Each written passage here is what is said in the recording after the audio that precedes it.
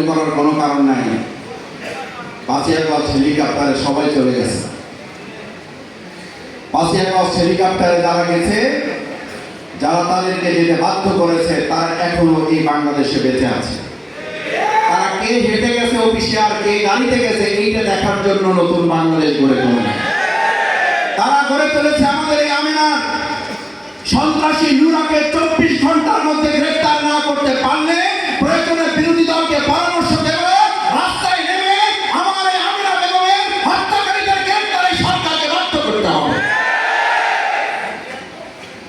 বর্তমান বিরোধী দলকে গৃহপালিত বিরোধী দল মনে করে প্রথম যদি একটু হানিমুন ভাব মনে হয়, তাহলে এটাও সরকারকে মনে রাখতে হবে বর্তমান বিরোধী দল ৬৮ জন সংসদে সদস্য সম্মিলিত, তার সাথে আরো 6 জন।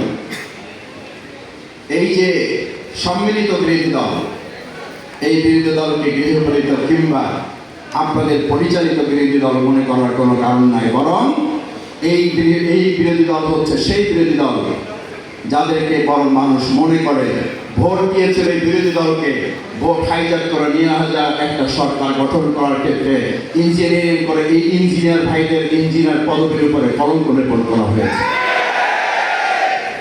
ইঞ্জিনিয়ার শব্দটা ছিল সম্মানের, মর্যাদা। আমি এই কথাটা গাড়িতে আসতে আসতে ভাবছি যে আপনাদের সামনে শব্দটা উচ্চারণ করবো কিনা। ইঞ্জিনিয়ার শব্দটা উচ্চারণ করলে এখন আমাদের মধ্যে এক ধরনের নেতিবাচক প্রভাব তৈরি হয়, একটা ঘৃণার ভাব তৈরি হয়। ইঞ্জিনিয়ারিং শব্দটা তো ছিল আমাদের প্রকৌশলীরা দেশ, সমাজ, রাষ্ট্র, ভবন নির্মাণ, গোটা পৃথিবীর নীল নকশা, এগুলো নকশা বাস্তবায়নে তারা সহযোগিতা করবে। কিন্তু আমরা 2026 সালের 12 ফেব্রুয়ারি দুপুরের পর, বিকালের পর, এমনকি সন্ধ্যা পর্যন্ত মানুষ ভোট যাদেরকে দিয়েছে 4:30 পর্যন্ত, সেই 4:30টার ভোট আমরা দেখলাম যে একটা শব্দ ব্যবহার করা হয়েছে। কি শব্দ? সেই শব্দের নাম হচ্ছে ইঞ্জিনিয়ারিং। অথচ সেই ইঞ্জিনিয়ার এখানে বসে আছেন। আমি আপনাদেরকে পরিষ্কার বলতে চাই, আপনাদের এই পদ পদবীর পরে যারা কলঙ্ক লেপন করেছেন, আপনারা 18 কোটি মানুষকে সাথে নিয়ে এর বিরুদ্ধে তীব্র প্রতিবাদ করে তুলে ভোট দিয়েছে এক জায়গায়, সরকার গঠন হয়েছে আরেক জায়গায়। এর পরিণতি অতি সত্তর জনগণ আরেকবার মানুষকে জবাব দেওয়ার জন্য প্রস্তুত থাকে। কেউ সরকারি দলের বলা শুরু করেছেন, একজন মন্ত্রীও কথা বলতে শুরু করেছেন, কারণ তারা জানেন পবিত্র মাহে রমাদান সংযত হওয়ার কথা, সংযম হওয়ার কথা। আমরা আগে সেই 17 বছর যে বক্তব্য শুনতাম, যদি আপনারা বেগুন না পান তাহলে মিষ্টি কুমড়া খান, যদি আপনারা এটা না পান তাহলে ওইটা করেন। এখন বর্তমান বিদ্যুৎ মন্ত্রী অলরেডি রেসিপি দেওয়া শুরু করে দিচ্ছে, বলছে ঋণের বোঝায় জর্জরিত হওয়ার চেয়ে অন্ধকারে থাকা ভালো। আমরা ধিক্কার জানাই, অন্ধকারে থাকার জন্যই দেশ 2024-এর 5ই আগস্ট আরেকবার স্বাধীন হয় নাই। যদি না পারেন দায়িত্ব ছেড়ে দেন, আমরা আলোচিত বাংলাদেশ করার জন্য সিদ্ধান্ত নিতে চাই।